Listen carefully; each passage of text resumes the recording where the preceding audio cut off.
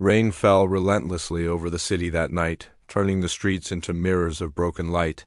As people rushed past without sparing a glance for the small girl sitting near the subway entrance, her thin jacket soaked, her hands shaking as she held a paper cup with a few coins inside. Her name was Lena. She was only 7 years old, yet her eyes carried a quiet pain that most adults spend a lifetime trying to hide.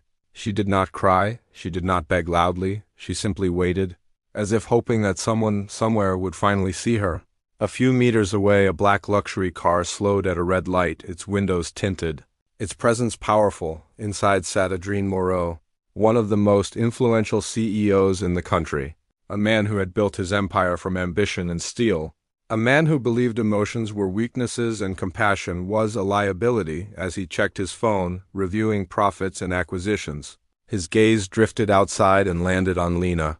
For a split second something stirred inside his chest, something unfamiliar, something he immediately suppressed. Another street child, he thought coldly, a reminder of a world he had long left behind. Without emotion, he told his driver to give her some money and go. The driver stepped out, placed a few bills into the cup. Lena whispered a soft thank you.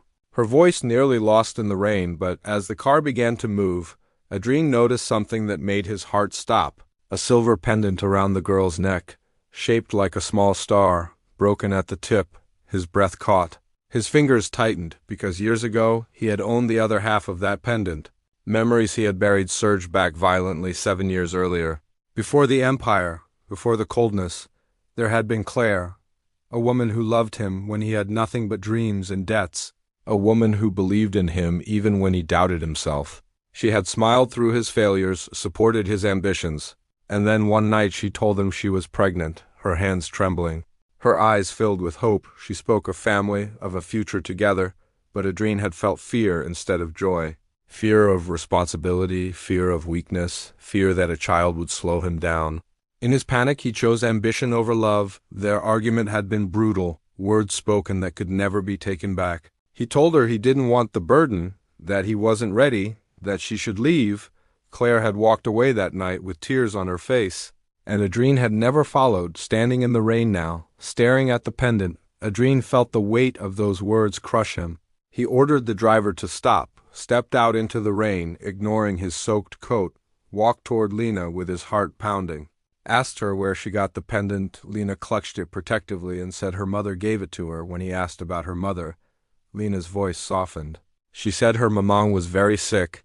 Adrien swallowed hard and asked her name. When she answered Lena, his vision blurred. That was the name Claire had chosen. His voice shaking, he asked if she had a birthmark. Hesitant, Lena rolled up her sleeve, revealing a small star-shaped mark on her wrist.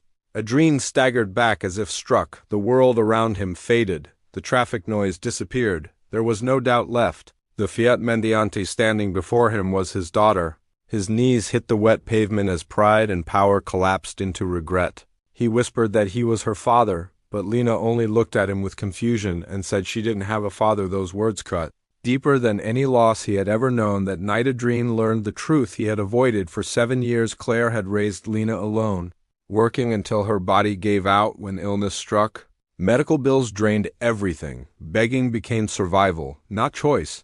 Adrien felt sick knowing that while he built an empire, his child had been hungry and cold. Without hesitation, he took Lena and her mother to the best hospital. Doctors rushed Claire into surgery. Adrien stayed with Lena, watching her sleep curled up on a chair, clutching the broken star pendant. Days passed, and when Claire woke and saw Adrien beside her daughter, pain filled her eyes, not relief. She told him he had no right to return now, not after abandoning them. Adrien did not defend himself. He bowed his head and admitted his failure, said he couldn't erase the past but begged for a chance to make things right, not as a CEO.